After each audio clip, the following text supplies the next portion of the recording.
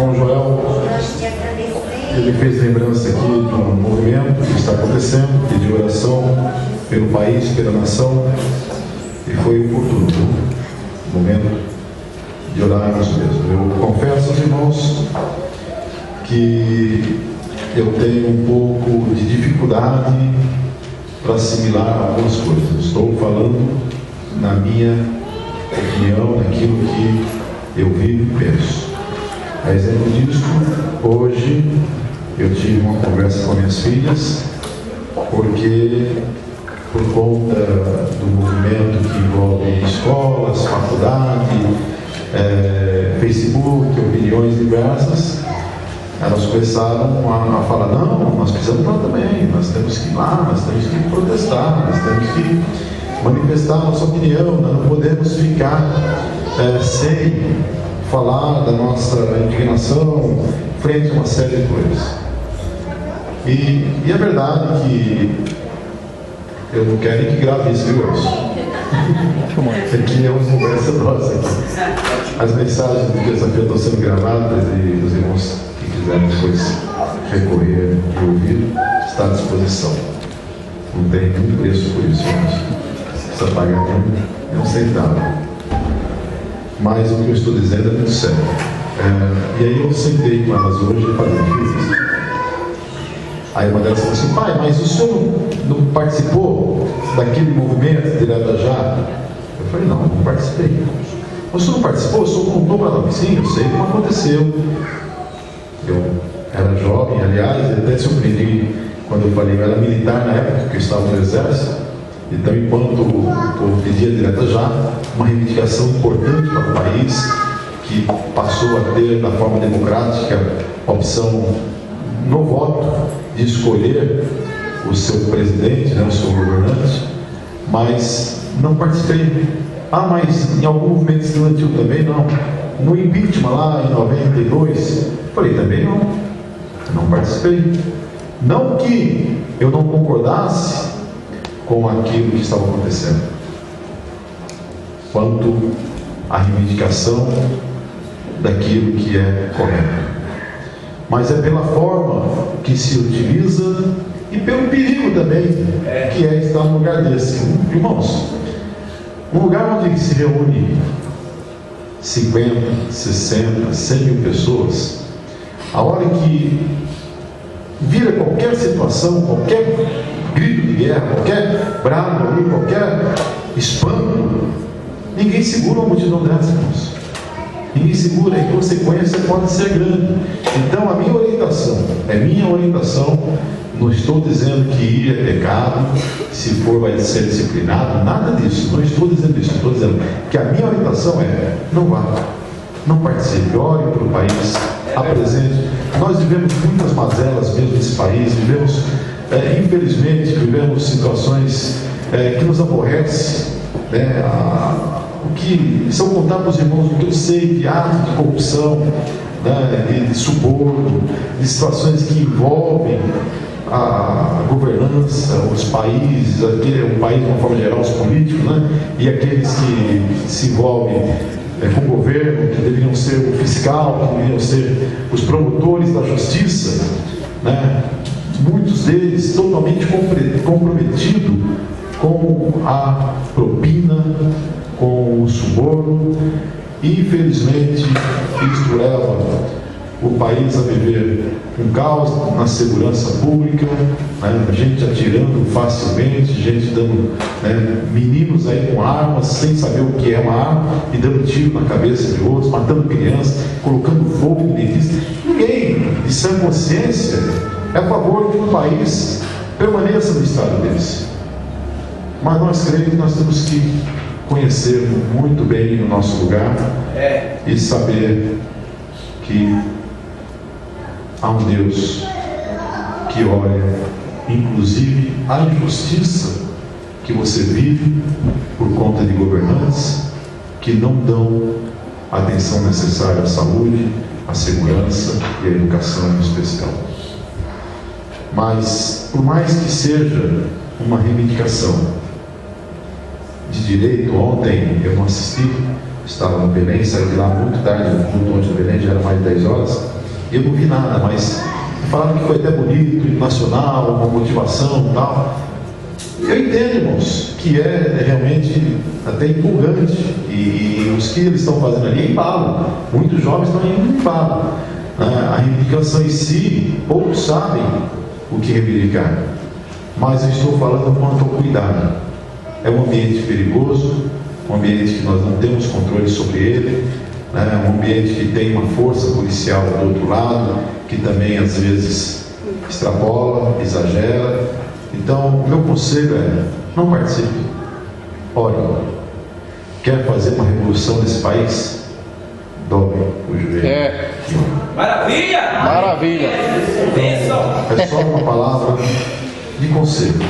Aleluia! Dizendo que você não deva ir, estou dizendo que você não deve ir, mas a decisão é tua, e não estou dizendo também para os pais ter a mesma atitude que eu tive. Cada pai sabe como educar seu filho, como conduzir, mas a minha orientação é que evite, se possível, não vá, não participe, mas faça o que você sabe fazer melhor. Ore. Amém? Amém. Muito bem, vamos ler um texto da Bíblia. Na semana passada nós falamos sobre a diferença de guiar e ser guiado, e usamos como exemplo Jesus, que foi guiado ao deserto para ser tentado. E eu gostaria de voltar nesse assunto hoje, no capítulo 4 do Evangelho de São Lucas, versículo 13, para usar como base de texto, para nós iniciarmos um pensamento aqui, e entender que mesmo crente, e observe isso que eu vou falar, mesmo crente cheio do Espírito Santo, ele é tentado. São tentações que vêm sobre a vida do crente, mesmo cheio do Espírito Santo. Quais são essas tentações? E nós vamos ver pelo menos 3 hoje. 3 tentações que nós temos como base bíblica: a própria ida de Jesus ao deserto, impelido, guiado pelo Espírito, e vamos entender um pouco isso. Então, diz o versículo 13 do capítulo 4 de São Lucas: tendo terminado todas essas tentações, o diabo deixou até ocasião oportuna. Tendo terminado todas essas tentações, o diabo o deixou até ocasião oportuna.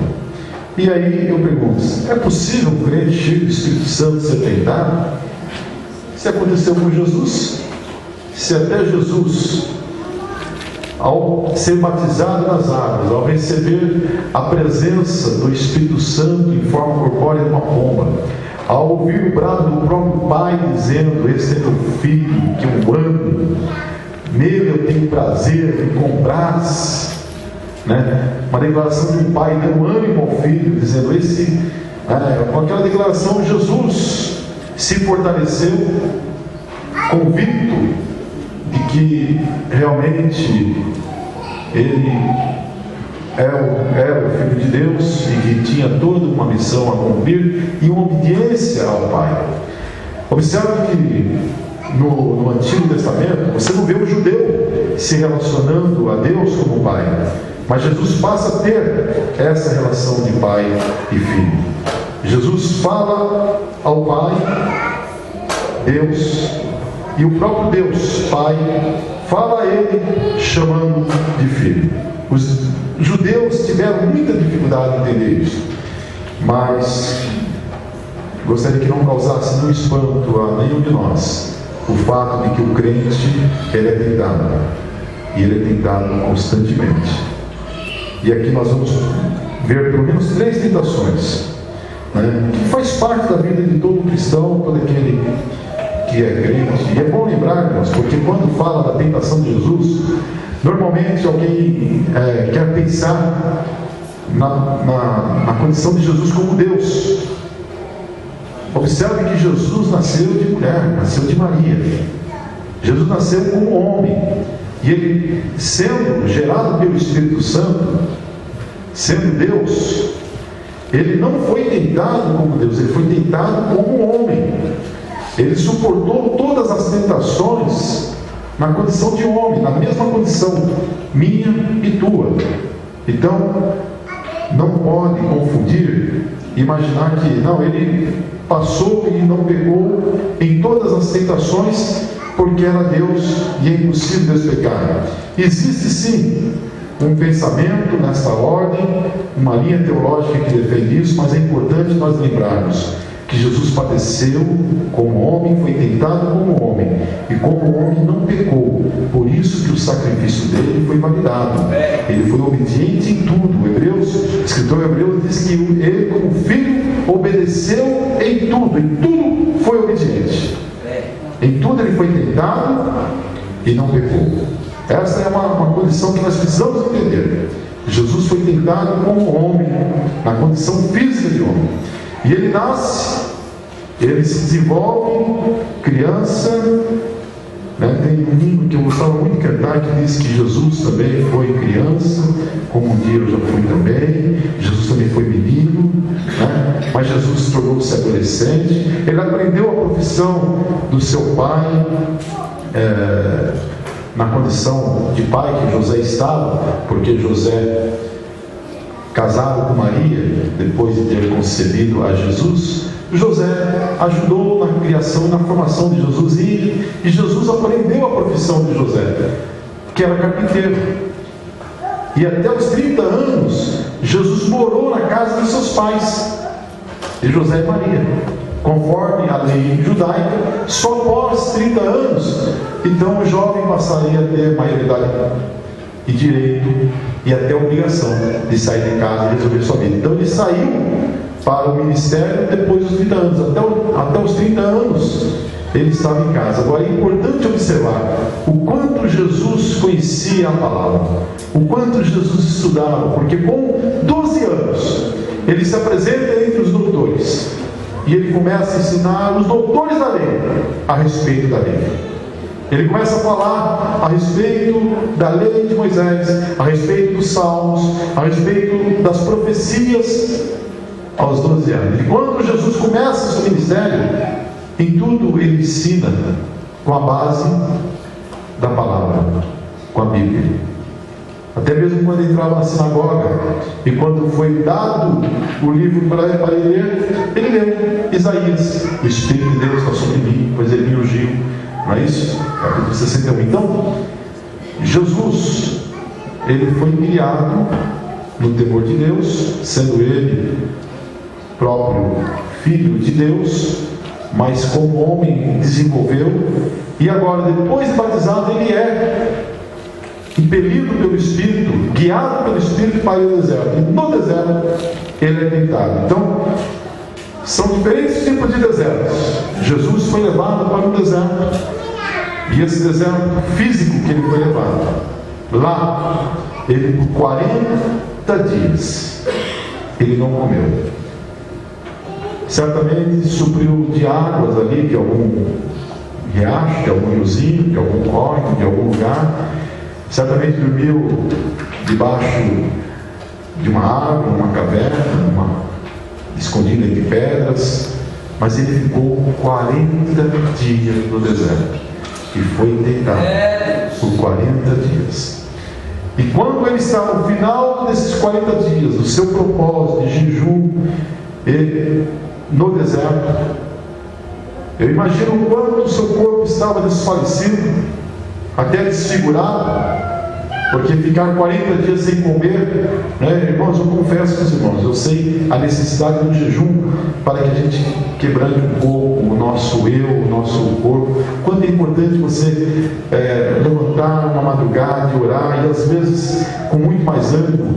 Essa noite Deus me incomodou para orar na noite passada, e eu fiquei feliz que eu consegui orar um bom período, porque às vezes eu oro 5 minutos e já quer voltar para a cama, né? Já ora com o joelho no chão e outro já levantando, aquela oração de caçador, né?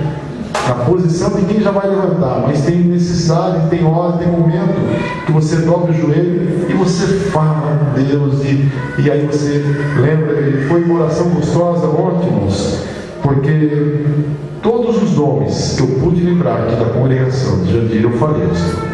Eu não digo que eu falei todos nomes, porque às vezes você não lembra todos os nomes, mas todos os nomes. Eu lembrando mais ou menos do Monsenta, o lugar que senta cada um, o lugar dos obreiros, dos adolescentes, da orquestra. Eu fui lembrando, Senhor, fui lembrando das famílias, dos casais, né, dos que estão enfermos, e como é gostoso interceder. E Jesus é levado para o deserto, e ele passa 40 dias. E no final desses 40 dias, sem comer, mas por que eu estava dizendo a minha experiência? Estava falando da necessidade de oração e jejum. Irmãos, eu confesso,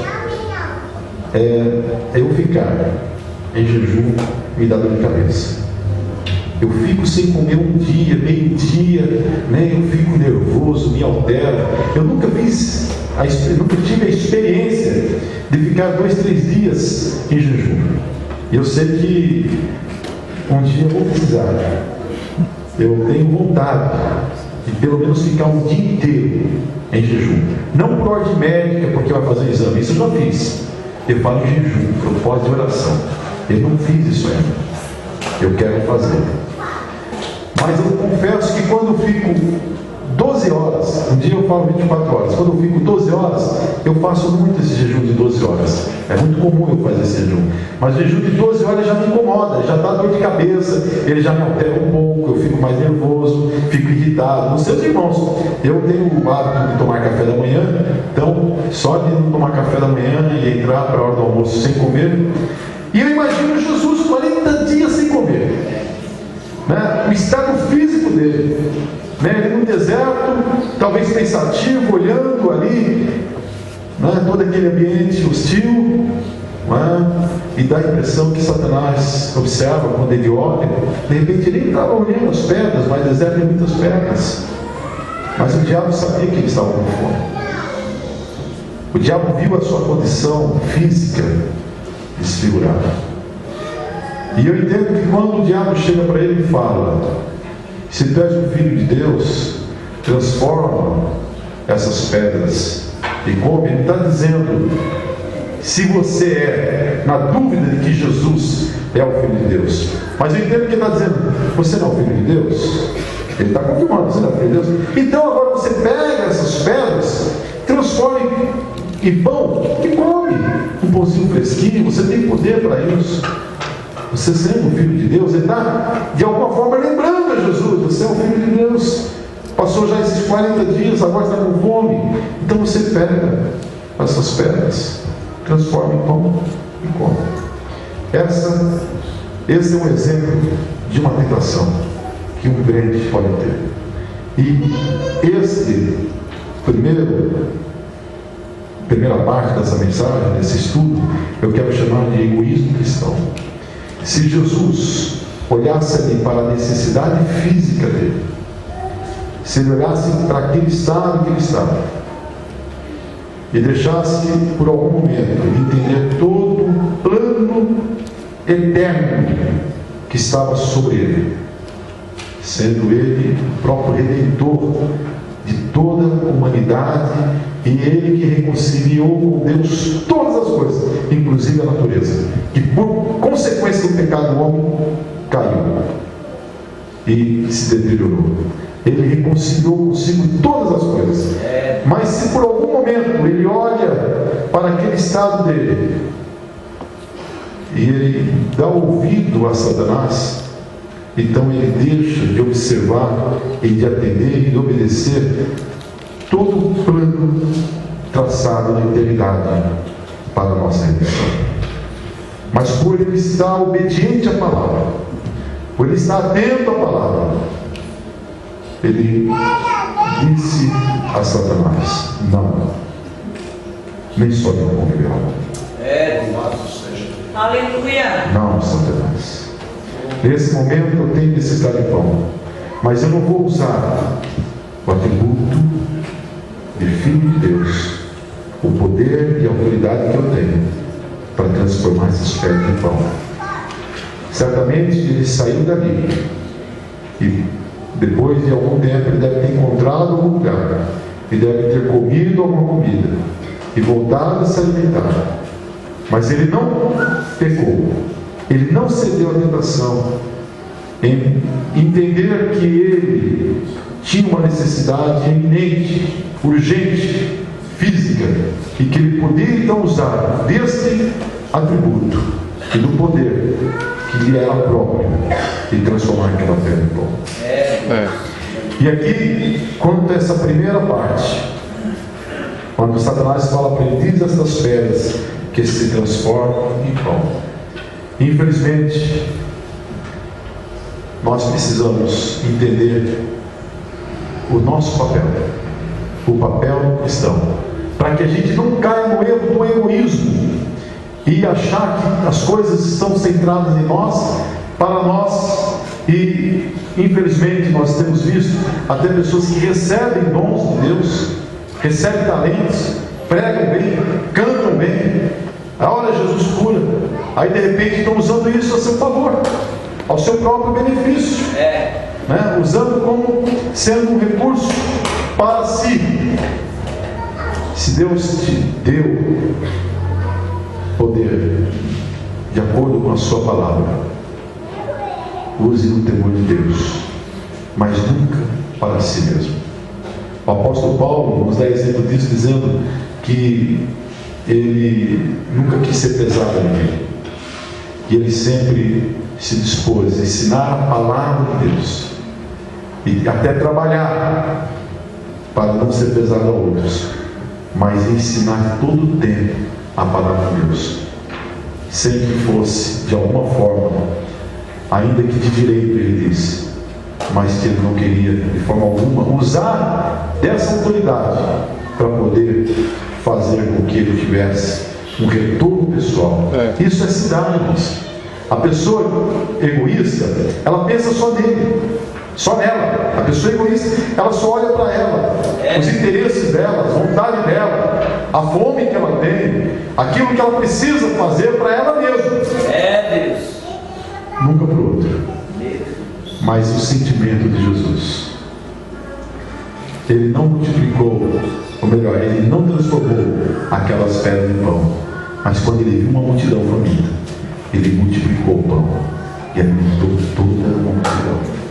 Talvez se ele tivesse olhado para ele, ele teria colocado todo um plano eterno de lá. Glória a Deus. Eu sei, né, como pensam os teólogos, na impossibilidade de Jesus pecar, mas eu sei que Jesus ali foi tentado como homem, e ao dizer não a Satanás, ao dizer não ao diabo, ele estava dizendo, eu não vou ceder a essa minha necessidade agora. Então, ainda que tenha uma situação que você possa, por conta daquilo que você está vivendo, ministerialmente, ou como dom de Deus, ou da oportunidade que você tem, não ceda, não seja egoísta, não faça para si mesmo, mas permita que a palavra de Deus fale ao teu coração, e a obediência a essa palavra, você conduza tudo no temor de Deus. Nunca use o poder de Deus somente para o seu bem-estar e progresso. Aleluia. A humildade e a integridade são qualidades que mais ajudam as pessoas a crescerem em Cristo, e a ausência dessas qualidades é o que mais prejudica a imagem da fé aos olhos da sociedade. Infelizmente, muitos estão dizendo a respeito de homens que são considerados homens de Deus, que estão fazendo a coisa para si mesmo. Isso é egoísmo. Olham para si e deixam de olhar para a palavra de Deus. Mas quando vier qualquer tentação nessa hora, faça com Jesus e saiba que nós devemos viver de toda palavra que procede da boca de Deus, não Satanás. Quanto ao egoísmo, diga não. Quando vier uma tentação dizendo, você deve, você pode, você é filho de Deus, você tem direito, cuidado, nós estamos ouvindo muito isso. Você tem direito, você pode, pega, e é teu, né? Transforma a pedra em pão. Não, não vou transformar a pedra em pão. coisas que Deus tem para mim, Ele me dará. Mas eu não preciso transformar pedra. Desse jeito. Eu não preciso dar um passo na direção contrária à palavra de Deus, na expectativa de satisfazer uma condição pessoal.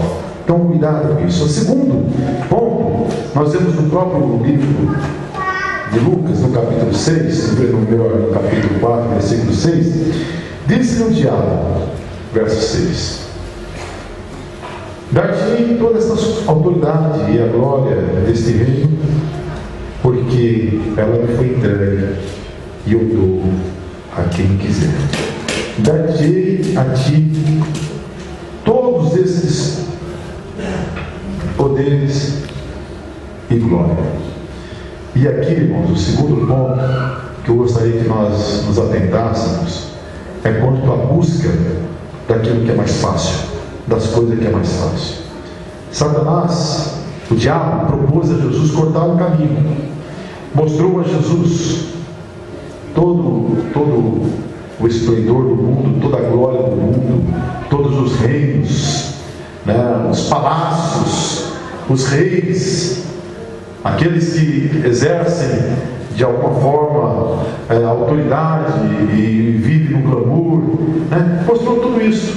E Satanás chega para Jesus, o diabo chega para Jesus e diz: olha, tudo isso eu te darei se prostrado me adorares. O que o diabo queria ali era a adoração, porque na verdade ele não tem nada para dar. O diabo não tem nada para dar, não tinha nada para dar a Jesus, mas ele tenta Jesus dizendo: está vendo tudo isso?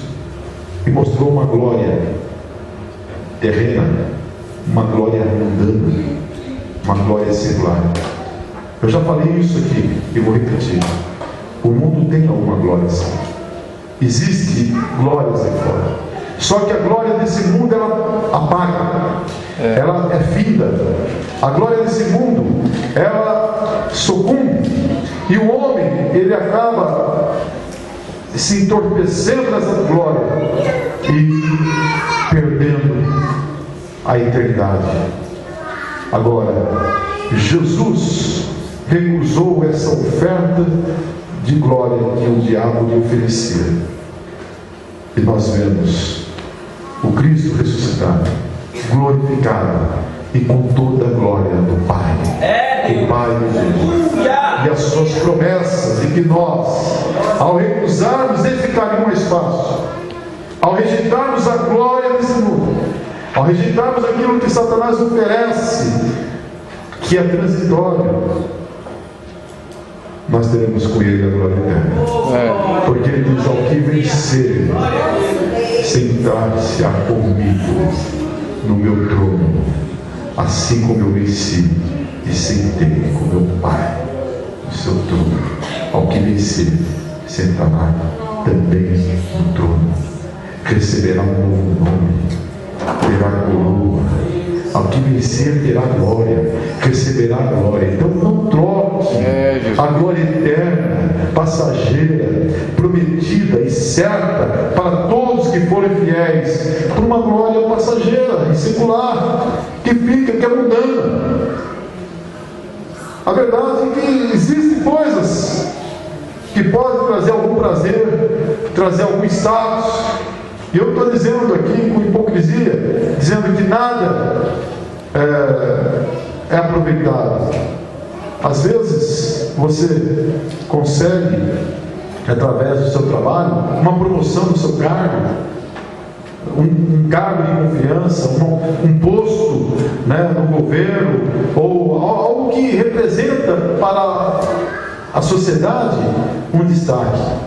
Se você faz isso no temor de Deus, você conquista no temor de Deus e dá glória a Deus, está tudo certo. O que Satanás, que o diabo está oferecendo aqui a Jesus, é toda a glória que o sistema mundano oferece. Essa, o crente tem que estar fora. Nós não buscamos a glória do mundo, nós não buscamos coroa do mundo, nós não buscamos o prazer do mundo, nós não buscamos a autoridade do mundo, deleite do mundo. Nós buscamos sim viver aqui a obediência para termos com Cristo a glória eterna. Então não encurte os caminhos, não busque o caminho mais fácil. O que Satanás queria era tirar o foco de Jesus. Não precisa de cruz, não precisa de morte, não precisa nada disso. Tudo eu te dou aqui, ó, você terá glória. Querendo enganar a Cristo. Mas na verdade o que ele queria é adoração. Satanás faz propostas ainda hoje para um crente cheio do Espírito Santo, para que ele se distraia um pouquinho e comece a buscar o caminho mais fácil, o caminho mais curto, a glória pessoal, a glória do homem, o aplauso do homem.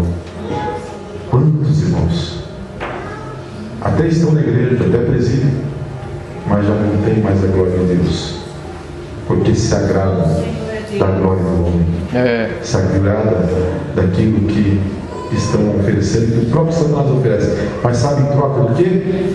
Para que se curve a ele e adorem. Mas também está repreendido, porque a própria palavra disse, foi Jesus que usou a palavra: somente ao Senhor adorará e somente a Ele servirá. Aleluia. Então não aceite o caminho mais fácil. Se precisar padecer um pouquinho, se precisar continuar no deserto, continue. Se precisar continuar na aprovação, continue. Não aceite o caminho mais fácil, mas permaneça fiel a Deus e não curve a Satanás e não aceite a glória que ele tem para oferecer. Ela é transitória e passageira.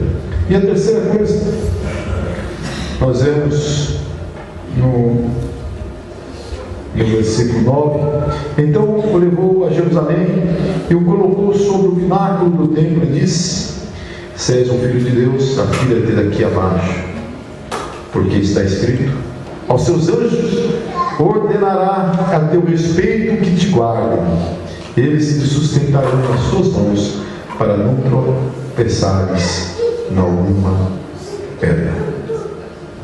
Se és um filho de Deus, lança-te daqui para baixo, se joga, porque está escrito, a palavra que diz: os teus anjos dará ordem ao teu respeito. E aqui nós falamos do egoísmo cristão, falamos do caminho mais fácil, que foi a segunda tentação, e a terceira é o fanatismo.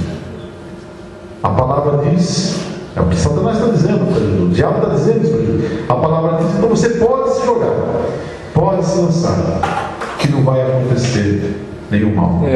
E infelizmente tem muita gente entrando por esse caminho.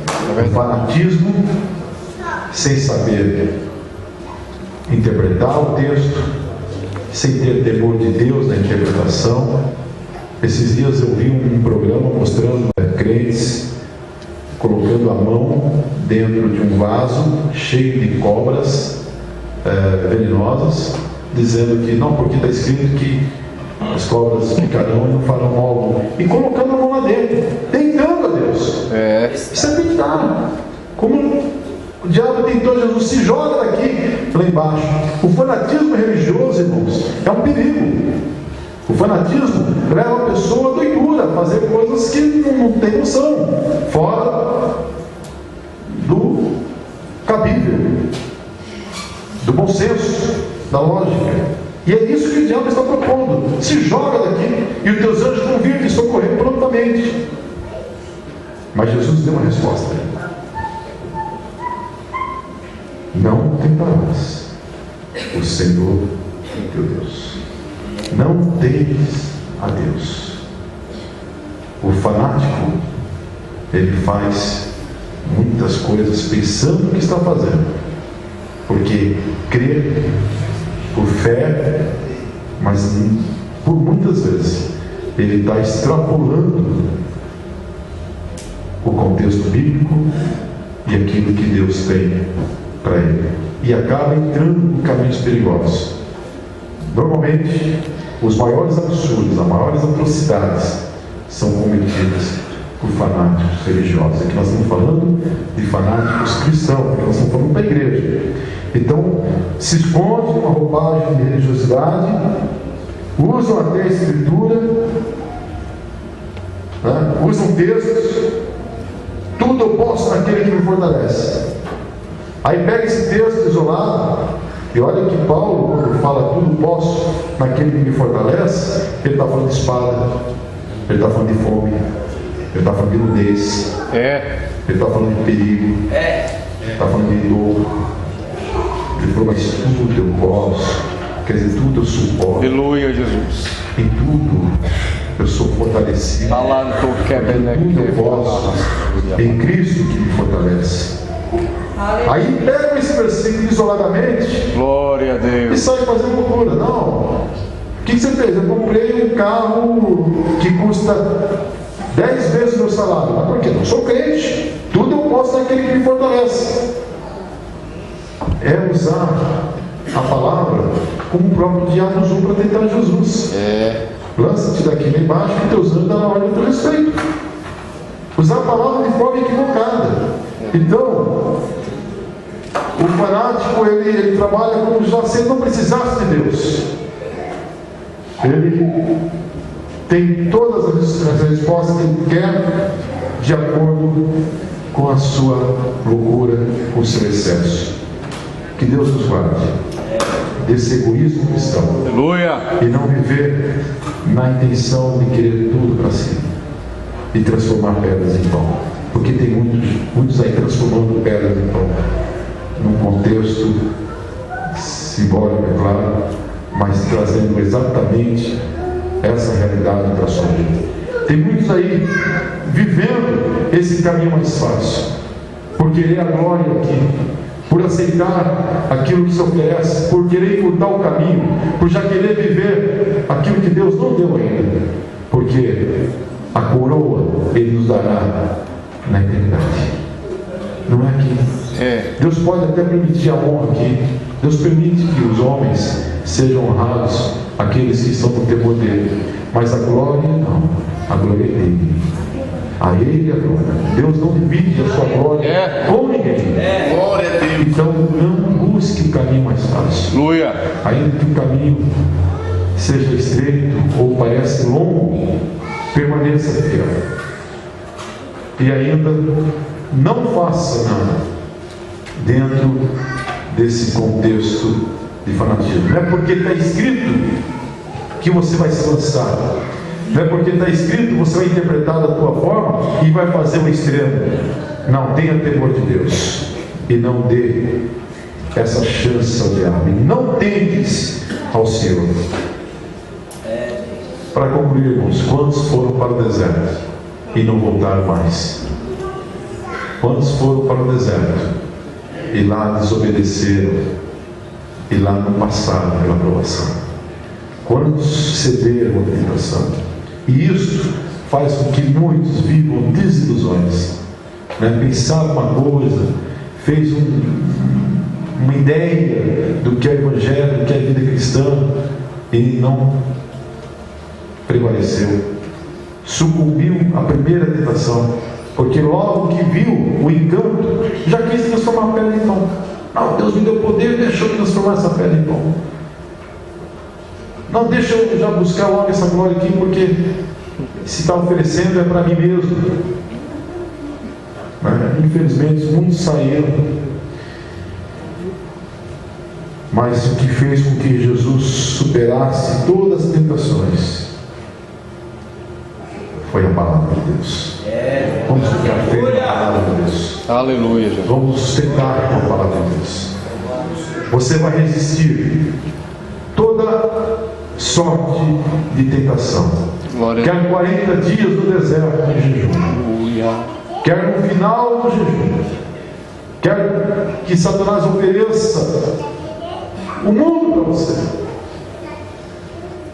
você vai vencer pela palavra. Vamos ficar firmes na palavra de Deus. A palavra de Deus é que nos dá total condição de vitória. Jesus venceu pela palavra, recusou todas as ofertas de Satanás pela palavra, rebateu todas as tentações. E olha que o diabo usou a palavra. Usou a palavra não? Sim. Usou a palavra. Nas 3 abordagens, ele usou a palavra. Mas Jesus o repreendeu pela palavra.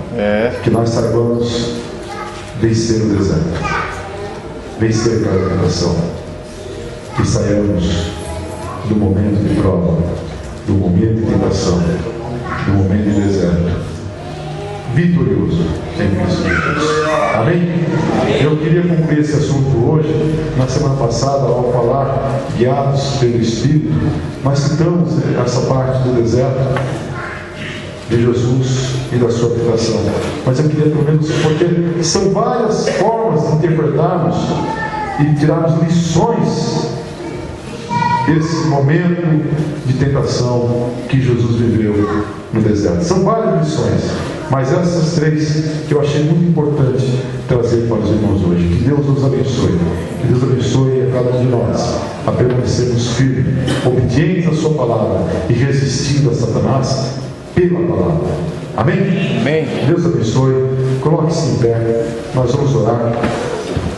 Eu até estarei aqui na quinta-feira atendendo alguns irmãos que eu já me comprometi, mas eu vou precisar sair um pouco rápido agora. Peço perdão aos irmãos, logo após a oração eu vou precisar sair, mas quinta-feira estarei aqui. Se algum irmão precisar falar comigo, além dos que já agendaram, esteja aqui e nós vamos conversar.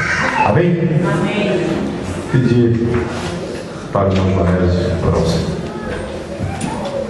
Meus irmãos, a paz do Senhor para todos. Amado Deus, eterno Pai, no nome de Jesus Cristo, teu amado Filho, te louvamos, ó Deus, pelo privilégio de estar mais uma vez na tua casa, na tua presença, Senhor, ouvindo a tua santa e poderosa palavra. Senhor, nos ajuda, Senhor, a fazermos o uso da tua palavra, Senhor, diante de tantas oferendas que são, ó Deus, favoráveis a nós. Ó Pai, nos ajuda a ficarmos, Senhor, com a tua palavra, porque a tua palavra nos adverte, a tua palavra nos fortalece, a tua palavra, ela nos encoraja, Senhor. Deus de amor e bondade, cuida de cada um dos teus filhos, Senhor, guardando debaixo das tuas mãos santa e poderosa, nos levando em paz para os nossos lares, nos guardando, Senhor, nos dando a noite abençoada de paz na tua presença. Meu Senhor Deus, que as tuas mãos poderosas elas possam permanecer estendidas, Senhor, sobre o nosso país, sobre as nossas autoridades, Pai. Ó Deus querido, Deus de amor e bondade, e que ambos, Senhor, seja de um alerta, de uma advertência para a tua igreja, para que nós possamos, Senhor, a ser acomodados pela tua presença, para buscarmos a tua face, porque diante das adversidades, Senhor, o Senhor sempre terá uma resposta para o teu povo, para a tua nação. Pai de amor e bondade, dai-nos a tua bênção, seja conosco. Oramos, Pai, agradecido nós somos, no nome de Jesus. Que a graça do nosso Senhor e Salvador Jesus Cristo, o amor de Deus nosso Pai e a comunhão do Espírito Santo seja com cada um de nós. Deus digamos. Amém.